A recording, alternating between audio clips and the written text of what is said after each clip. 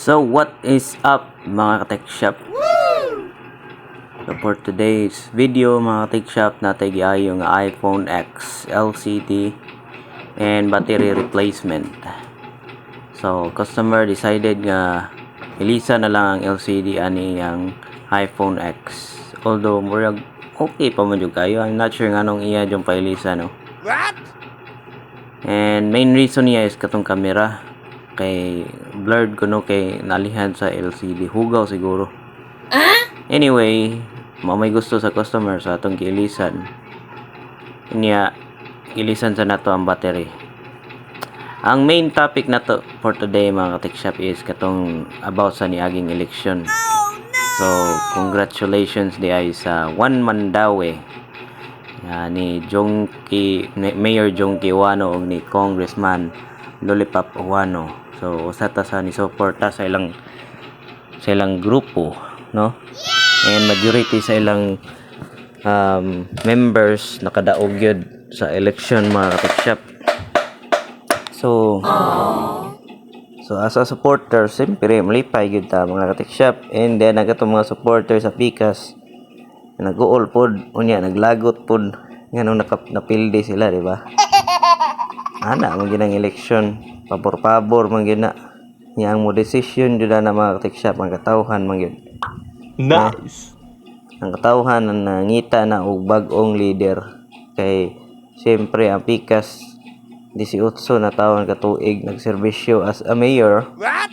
And nangita na gyud og bag-o leader ang katawhan. Inana mo gina magim ginag-uol ang tao, di ba? Oh no! Niya mao na ni time nilang Mayor Jongki nga i-prove ang ilang leadership kung mas nindot ba sila sa previous nga administration. Niya sa kanigong election mga ka-tech shop, digin malikayan nga nay misunderstanding, lalis, no?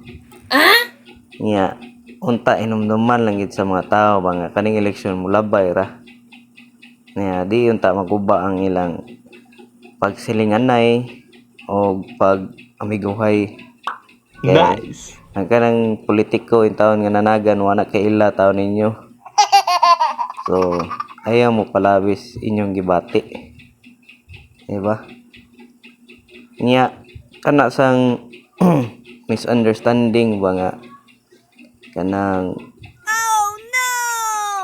kana as a kanang officer, purok leader or purok officers, mao man kasagaran jud maipit sa sitwasyon, no? Kay na may mga instruction nga wala mahibaw sa community. For example kanang hinatagay sa kanang ham, di ba? Nalista ko na siya, nag-expect siya nga nalista siya, so naningil siya. Inya namgoy instruction nga kana ganing gisunod ang mga officer, so dili jud ta kaingon maka-blame kita sa officer, di ba? So especially if dili gyud ka solid supporter sa panitan sa partido.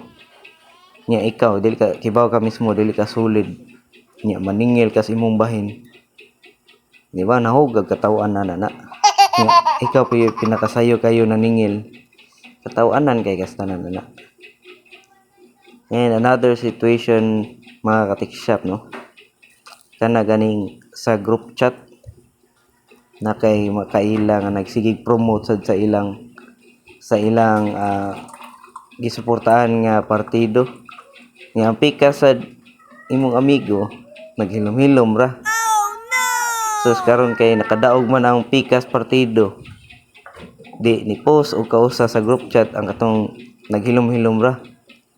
Nya nasuko man no tong sigig post, di na day pwede mo message di regarding sa election, basta makadaog mapildi masuko di pagkaaligriha gid mga ka-tech shop. Apektuhan gid taon ng ilang panag-amigo niya, nigawas jud ang batasan sa tao gid. Ay inana gina mga ka-tech shop, win or lose padayon ra gihapon, Di lang ta magpalabi og dapi kay kita rin maghihapoy muluwa sa tong kaugalingon good.